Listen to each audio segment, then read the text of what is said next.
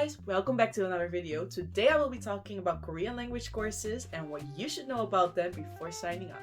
You know, learning Korean is not easy. You have to master new sounds, new grammar, new vocabulary, essentially just starting from scratch when it comes to languages. You can take it from me because it took me almost 2 years to get topic level 5.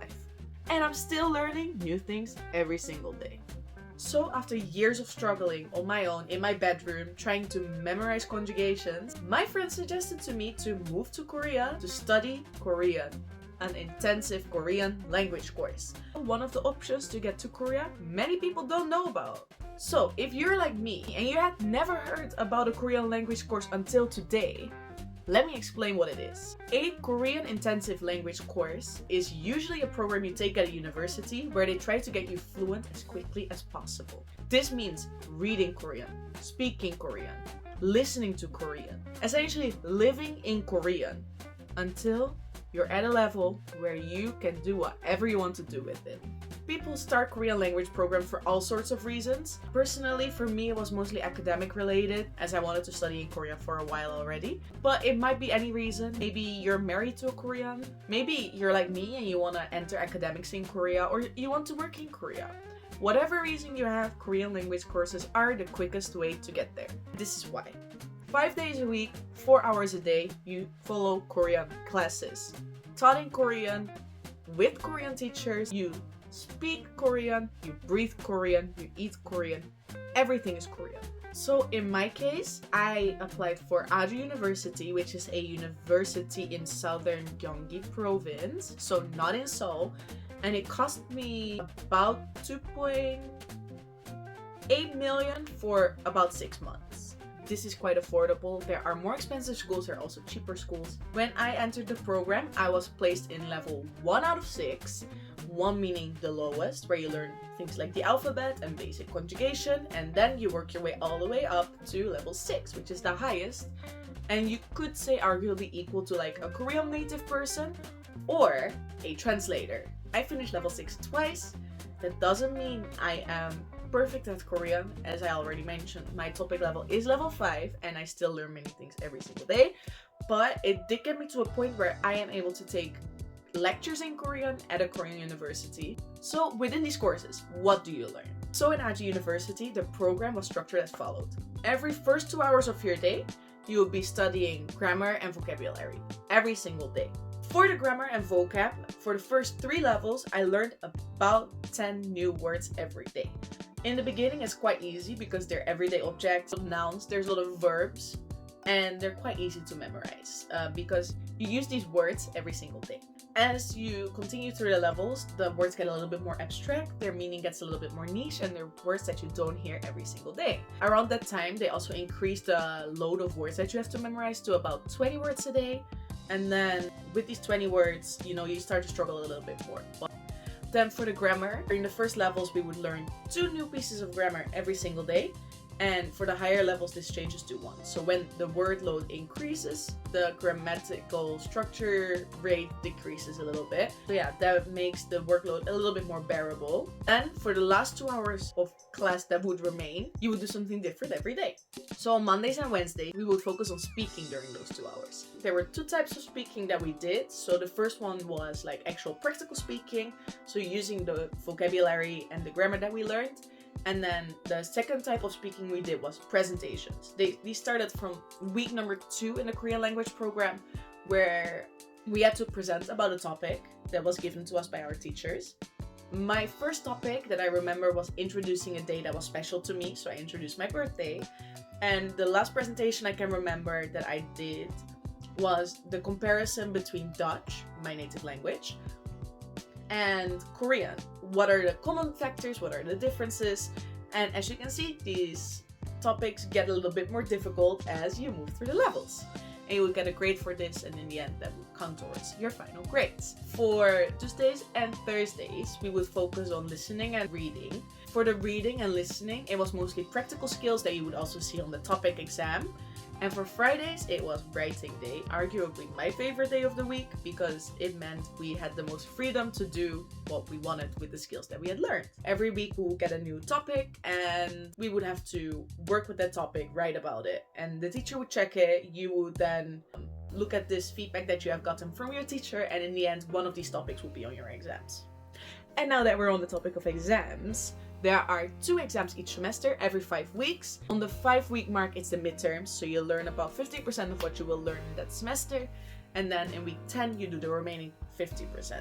As for extra workload, I would say outside of your 4 hours of class, maybe like 1 hour of study is recommended. Did I do the 1 hour of study every single day? I cannot say so, but it is recommended.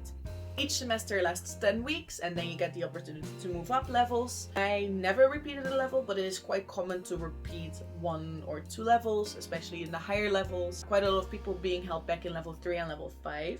Those are some of the harder levels. That being said, I now still often get the question, was it worth it for you to enter this language program? And the short answer for you is yes. It was definitely worth it. The course got me to a point where I am confident in my speaking skills, in my reading skills, in my listening skills, and in my writing skills, preferably with some ChatGPT assistance, but that is another problem. But there are some pros and cons to each course, so let me introduce them to you. The first pro of doing a Korean language course, I have to give credit where credit is due. My teachers were amazing. Ajou University teachers are some of the nicest teachers I've met so far in my life. And I hear this from pretty much every single language course student that I have met in Korea. Korean language school teachers all have a master's degree. So not only are they really skilled, generally they show a lot of interest in their students. I really appreciated that. It really felt like they cared about my journey, about me as a person. So for me, that was a really big pro. Then I'm pretty sure this applies to every single language school, but because you work towards getting topic proficiency, you also need to learn how to write professionally in Korean. And at Ajou University in particular, from level 4 and upwards, they really focus on writing skills that you would need in a degree program or in a professional setting. We would learn like academic level Korean grammar structures and vocabulary, for example, in our vocab classes, and then we would have to use these new skills while we were writing. If you don't have any experience studying in your home country, you get kind of a head start compared to other Korean students, because in many language schools it is mandatory to write some kind of research report, let's put it like that. And that also involves being aware of research questions and working on structure of a report, learning how to write an introduction and a conclusion properly. Being able not to only do that in Korean, but also just generally knowing what information or what details go into these parts of reports is something that will get you like a slight advantage over maybe Koreans who have lesser experience with writing these kind of papers. And then for another pro that I noticed, language courses are fun. I was miserable studying Korean alone in my bedroom, having no one to practice with, no one to share my passions with. Language programs, they put you in this setting where everyone at least has some interest in the Korean language, either being for the language itself or for the culture behind the language. So you instantly have a connection with pretty much every single student in your classroom. Besides that, Korean as a language is really connected to Korea as a culture. So to understand the language properly, it is really important for students to get out into the world and experience Korea to understand the language. What this means is that in my school, for example, every semester we would have an outing where we would go into Korea, like a fun place that many students would enjoy. This usually varied from amusement parks to cultural locations, and we would get to meet Korean people, experience Korean culture, practice our Korean skills. For people who wanted to do this even more, every semester there was also a voluntary outing. So for example, I got the opportunity to go skiing in Korean. I got the opportunity to wear traditional clothing in Korean. There were trips to the National Museum. There were so many extra activities that you could do that not only increase your connection to Korea as a country and its culture, but also just generally have fun. It's so much more fun than staying at home in your home country and practicing on your own. And now, as As many people have asked me before, what are the actual cons of studying a Korean language program in Korea? You are right, it is not all sunshine and rainbows. I had a lot of moments where I really struggled, and here are some things that I did struggle with during my language program. For me, this also links back to not studying in Seoul.